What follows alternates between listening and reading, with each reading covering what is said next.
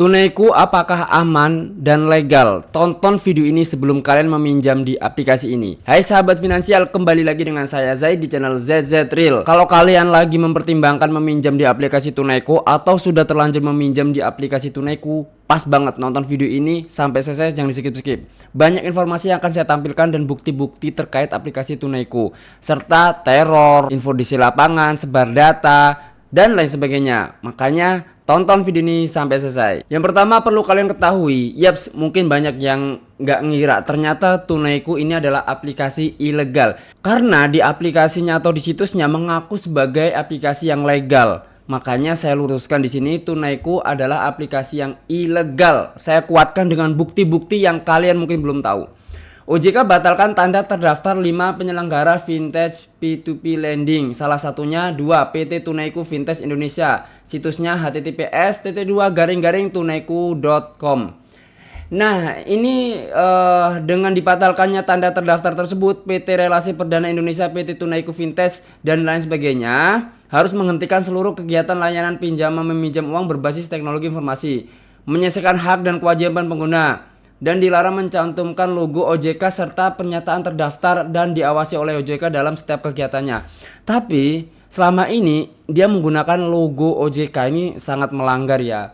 Kalau dari Amar Banknya memang kayaknya udah terdaftar di OJK, tapi untuk aplikasi Tunaiku sendiri ini belum, guys. Ada yang lapor nih, ternyata Tunaiku Amar Bank itu tidak terdaftar OJK, masuknya ilegal tapi ber-DC. Fix saya laporkan ke OJK dan pengaduan konsumen karena ternyata ilegal. Pantas aja telah 1 hari teror udah ke nomor di luar kondar, ya, di luar kontak darurat. Telepon sehari 3 kali lebih ditambah WA terus-terusan. Itu telat sehari gimana berbulan-bulan. Ada yang pengalaman pinjam di Tunaiku rame-ramein laporin kok bisa perusahaan berdiri katanya ada DC lapangan padahal tidak berizin OJK dan bukan anggota AFPI. Ini udah dilaporkan, dibalas sama OJK. Terima kasih atas laporan yang Anda sampaikan kepada kami. Perlu diketahui Tunaiku Amar Bank bukan merupakan vintage peer-to-peer lending dan bukan anggota AFPI. Silakan melakukan konfirmasi kepada pihak terkait. Nah, ternyata memang nggak terdaftar, guys. Ini dari balasan OJK ya ketika laporannya. Dengan hal tersebut kami tidak bertanggung jawab atas kewajiban atas segala penawaran yang disampaikan oleh Bapak atau Ibu yang mana hal tersebut jelas bukan dilakukan atau berasal dari platform resmi anggota AFPI. Dengan begitu apakah aman atau enggak? Tentu saja kalau ilegal dia nggak masuk slick. Kalau masuk slick mengatasnamakan Amar Bank saya nggak tahu karena Amar Bank mungkin udah terdaftar.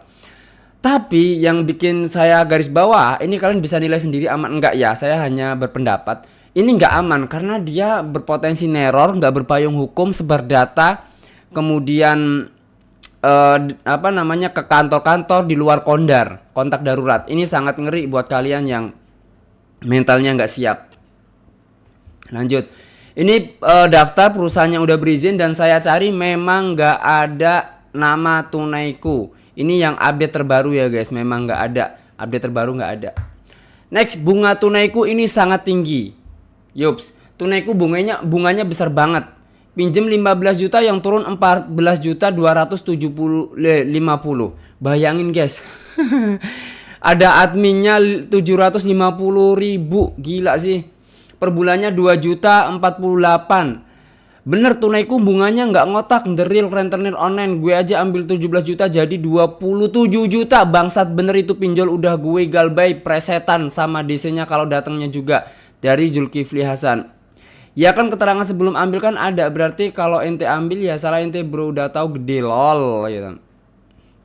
Ini nggak bener juga guys, ini harus perlu ditindak oleh pemerintah. Ini perbandingan, saya udah membandingkan Tunaiku dengan S-Pinjam. Memang di sini jauh banget ya.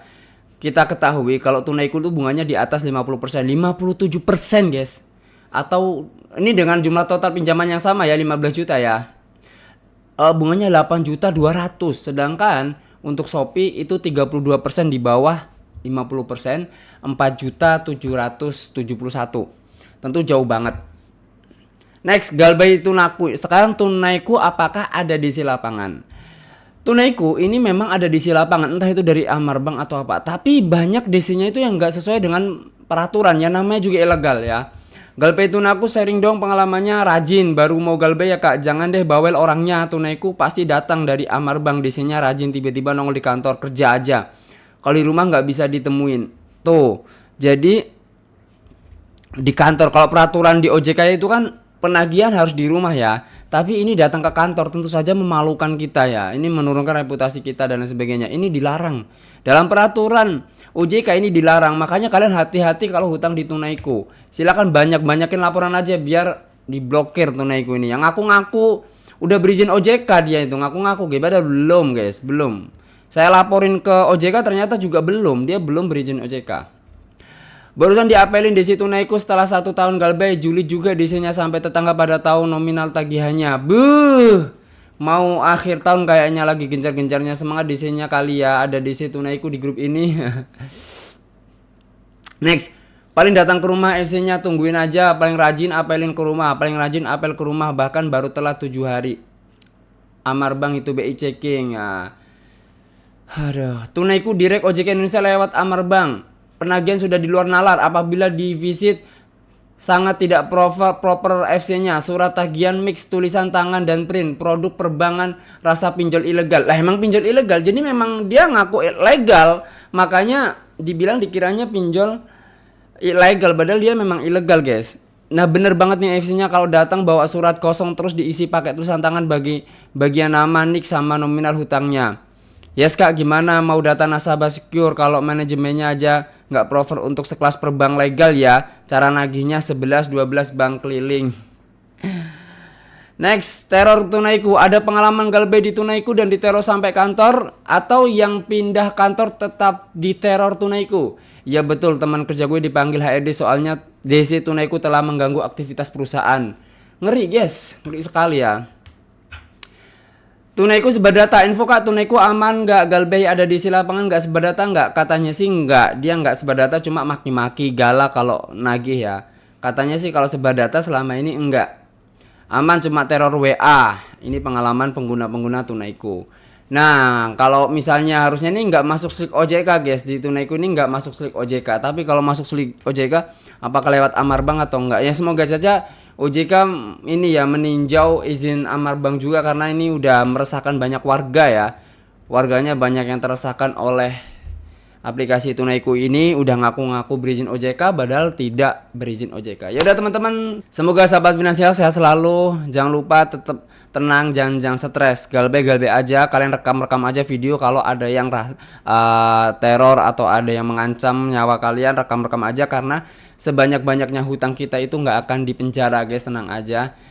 Paling maksimal itu kita damai dengan negosiasi pokok. Semoga aja teman-teman tetap slow dan santai. Kita ini negara berbadan hukum, jadi jangan khawatir.